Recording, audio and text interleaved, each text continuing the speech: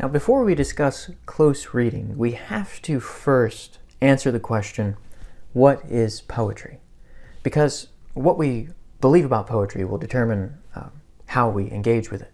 So there are three main truths that I wish to outline here in this video about poetry. The first is that poetry is a special mode of literature that's different from prose. It operates differently. I'm talking about verse poetry, and we'll get into that. That's the first one. It's a special mode of literature, which of course requires a special kind of reading.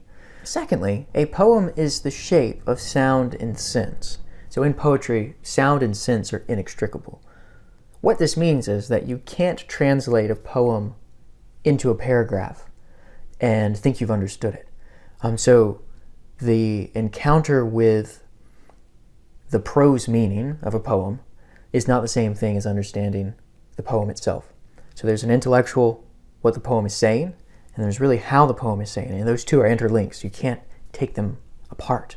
And the third is that a poem, oftentimes, this is especially true for lyric poetry, a poem is not just a description of something, it also enacts something. It is an experience. And this one we'll explore a little bit more with an example. But to ask the overwhelming question, what is poetry, is really to traverse a sea in which many ships have sunk. But critics and poets have found surest harbor in generalizations. Now, they don't all agree with each other, but they do have something in common, which we'll see. Giovanni Boccaccio, the Italian poet, said that for whatever is composed as under a veil, and thus exquisitely wrought, is poetry and poetry alone. What's key about this passage is that a poem is something exquisitely wrought for Boccaccio, meaning that there's some special artistry involved. Sir Philip Sidney, the English poet, said that poetry was, among other things, a speaking picture. So it's imagistic, it's visual, it's sensorial in a way. Samuel Johnson, talking about books, said that they teach us the art of living. I think the same thing could be said about poetry. There's something practical, but there's something also very humane that meets us in our experience there. Wordsworth, in his famous preface to Lyrical Ballads, said that poetry is the spontaneous overflow of powerful feelings recollected in tranquility. Spontaneous overflow. It's not premeditated, it's something spontaneous, he claimed. Coleridge said that poetry is the best words in the best order. I think that's an excellent definition, highlighting that there's a value in what's communicated and there's an artistry in how it's communicated. Those two go together. Percy Bysshe Shelley said that poetry redeems from decay the visitations of divinity in man, meaning there's something transcending about poetry. It has the potential to be, in a way, a mediator, to bridge the gap between other humans and also the divine in some sense. Finally, the Victorian critic Matthew Arnold said that poetry is the criticism of life. And this connects back to Johnson's idea. And what Arnold means here is not criticism in terms of deprecation or criticizing, but appreciating. It is, in a sense, appreciation of life. Now you see, you won't find much technical agreement among the poets and critics we've just heard from. However, there is this in common, that all of them believe that poetry is a special mode of communication, apart from prose, the language of everyday life, the mode of newspapers, of novels, of the way we write paragraphs. Verse poetry is something different. It's special, not necessarily better, but different. And it requires a different kind of reading and engagement that's different from prose. Literature is the verbal record of human life and experience. Poetry is the same thing, except in verse form. So poetry touches all the things that literature touches. That is, anything that comes within the domain of human experience. That's life. That's of being born. That's of being in love. Of love won, of love lost. The carnal life, the spiritual life, work life, of dying, of dealing with death. Anything that you encounter in life is the subject of poetry. Poetry is all of that, but its mode is verse, and that's an important qualifier. So some people will say that poetry can be anything. It can be the visual arts, it can be a novel, it could be a beautiful passage or a paragraph, but I find it helpful to distinguish between prose, everyday language, and poetry, as in verse poetry. And this is the underlying assumption of the course, that when I say poetry, I'm speaking of verse poetry. That is, as T.S. Eliot said, something that is regulated according to a system of punctuation, meaning that poetry it's punctuated according to different rules. You have, for example, enjambment, where the line ends and begins again. It's punctuated in a sense with rhythm and meter, patterned rhythm, which is meter, with rhyme, with sounds, with internal turns. And all of this make up how poetry is regulated.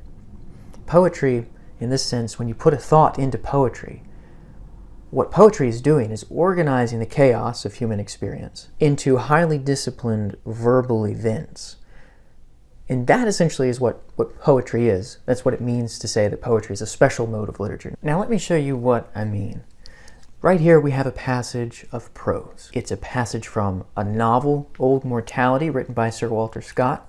In it, it describes a scene from a graveyard. Now we're going to look at this example of prose in its description of the graveyard, and then we're going to turn and see a poetic description of a similar scene. Scott's narrator tells us, "It is a spot which possesses all the solemnity of feeling attached to a burial ground without exciting those of a more unpleasing description. Having been very little used for many years, the few hillocks which rise above the level plain are covered with the same short velvet turf. The monuments, of which there are not above 7 or 8, are half sunk in the ground and overgrown with moss."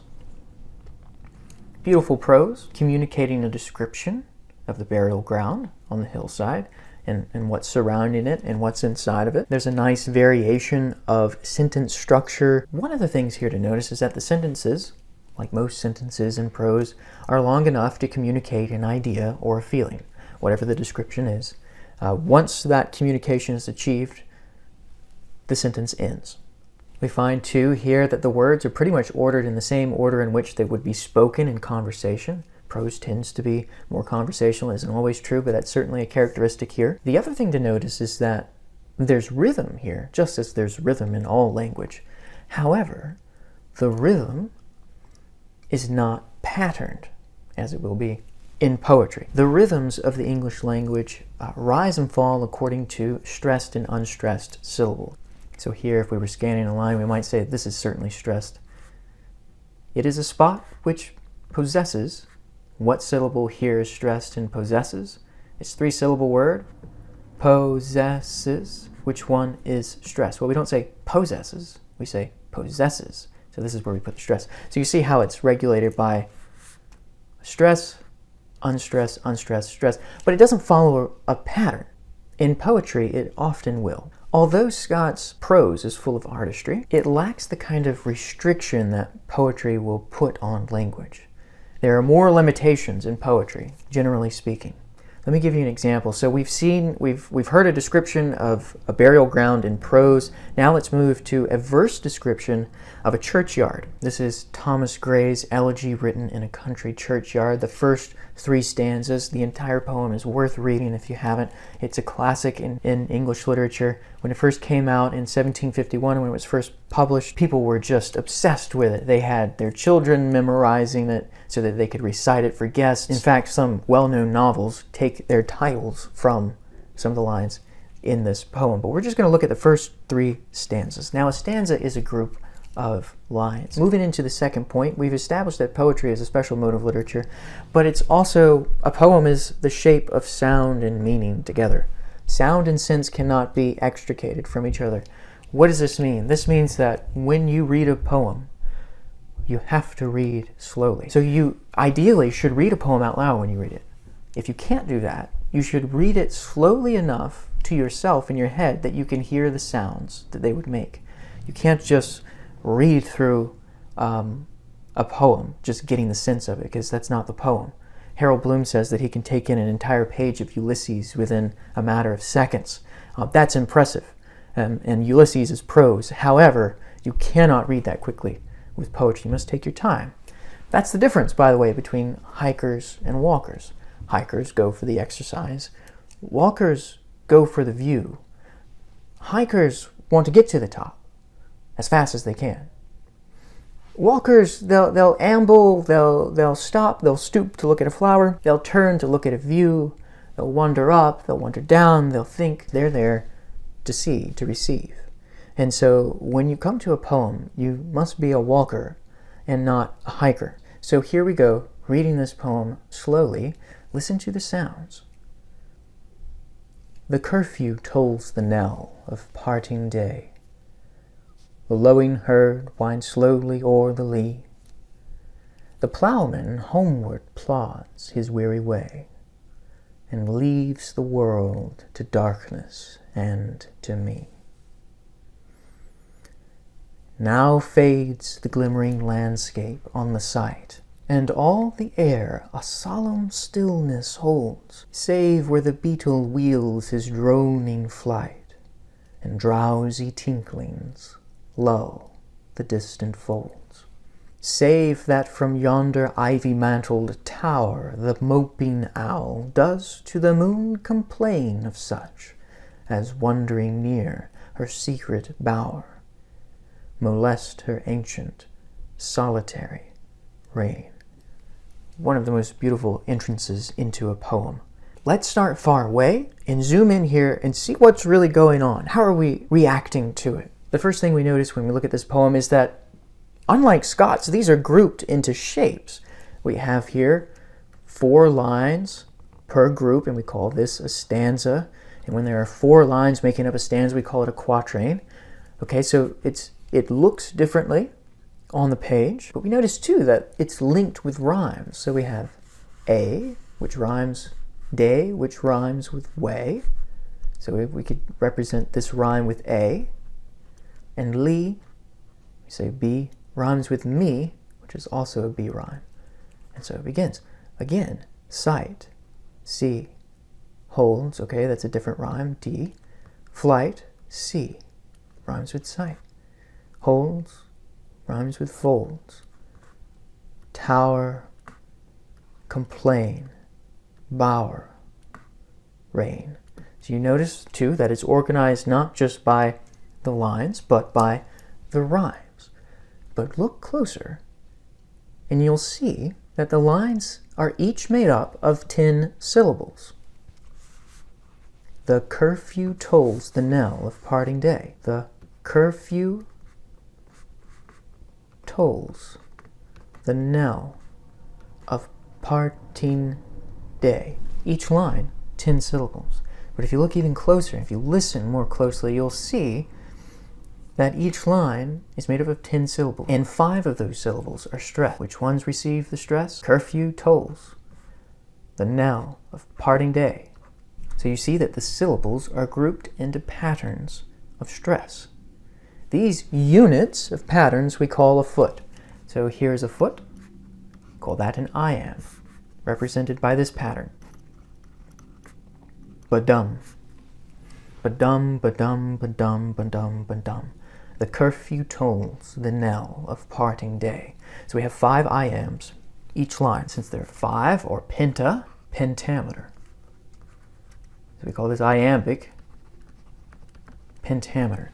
So that's a little bit about the meter. Okay, what else? What is the meter doing? For one, it's establishing an expectation in your mind, a certain restfulness. You're in a scene. It's quiet. It's at the end of day. Twilight is falling. And what you have is the easy cadence rocking you into this scene.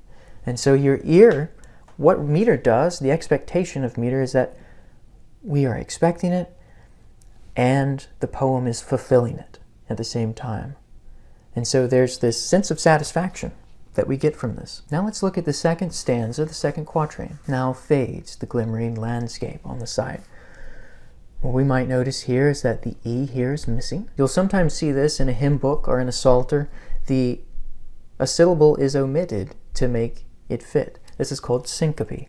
What does it make it fit with? Well, if you had glimmering, as it might be spelled, then that adds an 11th syllable and throws off the meter. But most people, when they say glimmering anyway, they don't say glimmering, they say glimmering. And so this is causing the word to fit with the iambic pentameter.